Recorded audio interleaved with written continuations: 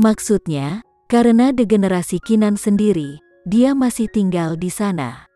Penghinaannya terhadap Kinan tumbuh. Elena mendapati dirinya bodoh karena memiliki keberatan terhadap Kinan. Wanita itu jelas tidak sepadan dengan dirinya. Vano mengerutkan kening. Dia juga tidak menyangka Kinan hidup dalam kemelaratan seperti itu. Dia harus memastikan dia menerima tunjangannya kali ini. Dia tidak bisa membiarkannya terus hidup seperti ini. Pasangan itu dipimpin, tanpa kata, oleh Kenzo ke apartemen Kinan. "CEO Vano, ini tempat Nona Kinan," kata Kenzo sambil membungkuk. "Tekan," perintah Vano. Kenzo mengetuk pintu dengan sopan tetapi tidak ada jawaban. Elena akhirnya kehilangan kesabarannya. Dia tidak ingin tinggal di sana lagi, jadi dia berkata, "Vano, mungkin mereka tidak ada di rumah. Tidak peduli apa yang ingin kamu berikan kepada Kinan, aku yakin kamu dapat mengirimkannya kepadanya." "Siapa yang kamu cari?" Tiba-tiba, seorang pria dari beberapa pintu bertanya dengan hati-hati. Kenzo mengalihkan pandangannya dan bertanya dengan sopan, "Maaf, Tuan, tetapi apakah Anda tahu di mana keluarga Aditama? Mengapa tidak ada yang membukakan pintu?" "Oh, kamu mencari mereka.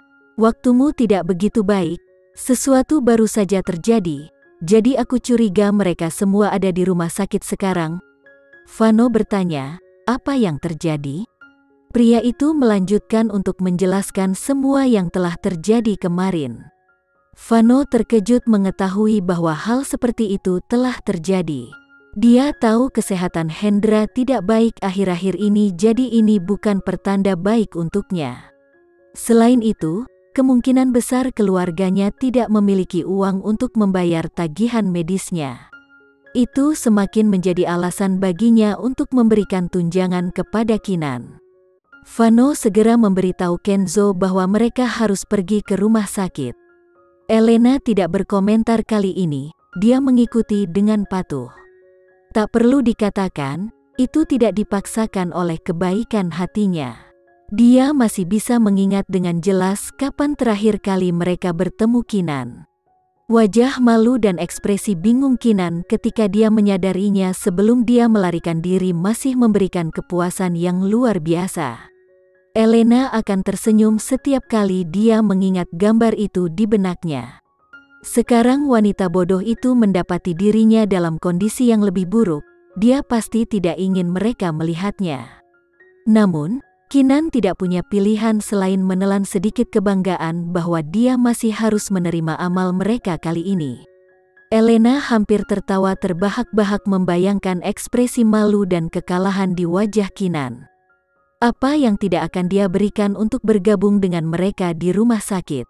Bergantung pada situasinya, Elena sendiri mungkin bersedia memberi Kinan sejumlah uang. Pikiran bahwa dia mungkin bisa melihat Kinan memohon padanya untuk amalnya membangkitkan semangatnya dalam perjalanan ke rumah sakit.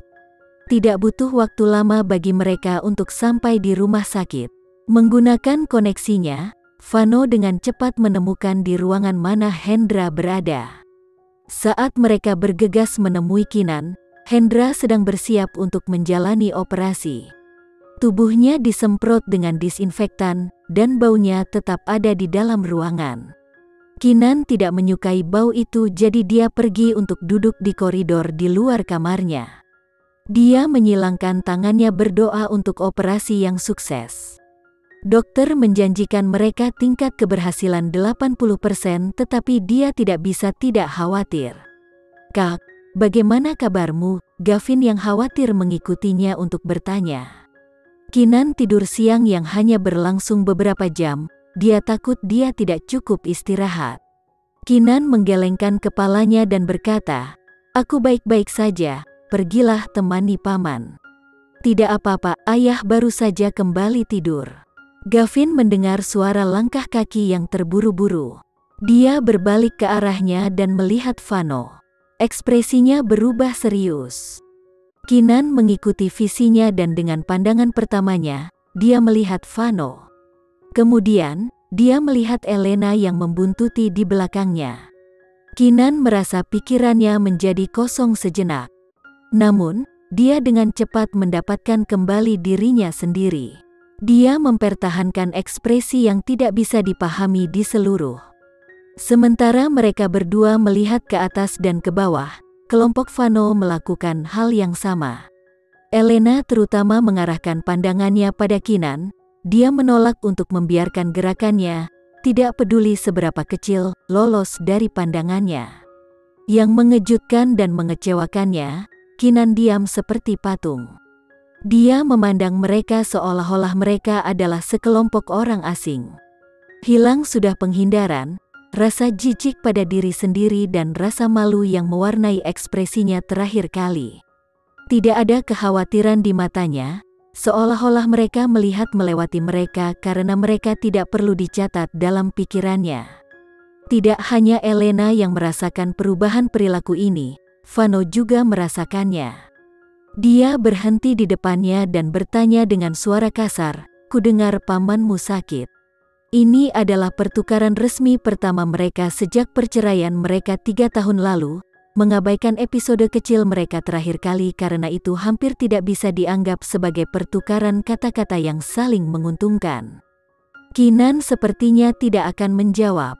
Dia memandang mereka dengan tenang, benar-benar nyaman dengan dunia. Kenzo bergerak maju untuk menjelaskan, "Nona Kinan, senang bertemu dengan Anda lagi. CEO Vano mendengar dari tetangga Anda bahwa Tuan Hendra jatuh sakit, jadi kami di sini untuk menjenguknya." Gavin menjawab dengan mencibir, "Sejak kapan keluarga kita menjadi begitu dekat satu sama lain? Kakakku tidak lagi ada hubungannya dengan bosmu, apalagi keluarga Aditama kita yang lain. Jadi, Tuan Vano, silakan kembali. Ayah tidak menerima kunjungan dari orang asing." Kurangnya rasa hormat Gavin membuat Elena kesal. Karena Vano sepertinya tidak akan mengatakan apa-apa, dia merasa itu adalah tempatnya untuk membelanya. Dia mengerutkan kening saat dia menatap Kinan. "Kinan, tidak peduli apa, kamu masih mamanya Farel, kita tidak bisa melupakanmu begitu saja. Demi Farel, kita mengulurkan bantuan kita karena kita khawatir kamu mungkin membutuhkan uang untuk tagihan medis pamanmu. Itu sebabnya Vano dan aku ada di sini, membantu." Tidak terdengar seperti itu bagi Kinan. Bahkan Gavin menangkap sikap merendahkan dalam kata-kata Elena. Dengan keberanian masa mudanya, dia membalas ke Elena, "Kami tidak membutuhkan amal palsumu. Kami keluarga Aditama telah bertahan hidup dengan baik sendirian." Ada alasan lain di balik kemarahan Gavin. Kinan tenggelam dalam periode depresi tepat setelah perceraiannya dari Vano. Kedengarannya klise, tapi senyumnya hilang. Kemudian lagi, ibu mana yang rela menelantarkan anak-anaknya jika bukan karena tekanan yang tidak dapat diatasi? Gavin akrab dengan kepribadian saudara perempuannya, dia memiliki bakat alami untuk bertahan. Tidak ada suara mencicit darinya meskipun beberapa tahun terakhir sangat keras. Itu hanya menyoroti betapa banyak kesedihan dan luka yang dia derita di bawah tangan keluarga Dirgantara. Oleh karena itu, Gavin memiliki permusuhan alami terhadap orang-orang yang terkait dengan keluarga Dirgantara. Dia tidak tahan melihat piala baru Vano. Jelas bahwa wanita itu ada di sana untuk mencemooh saudara perempuannya, jadi mengapa dia harus sopan terhadapnya?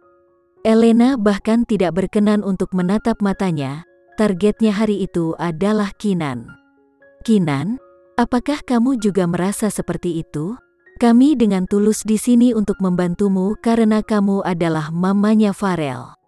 "Cukup," Kinan mengumumkan tiba-tiba. Nada suaranya tenang tapi mengesankan.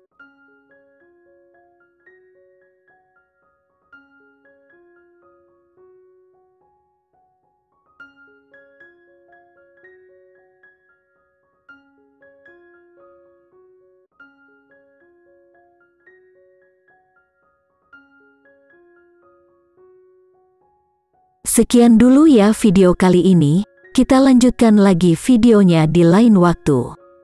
Oh iya, bagaimana menurut kalian? Semoga bisa sedikit menghibur kalian semua. Untuk teman-teman yang baru nonton, jangan lupa subscribe ya, hehehe.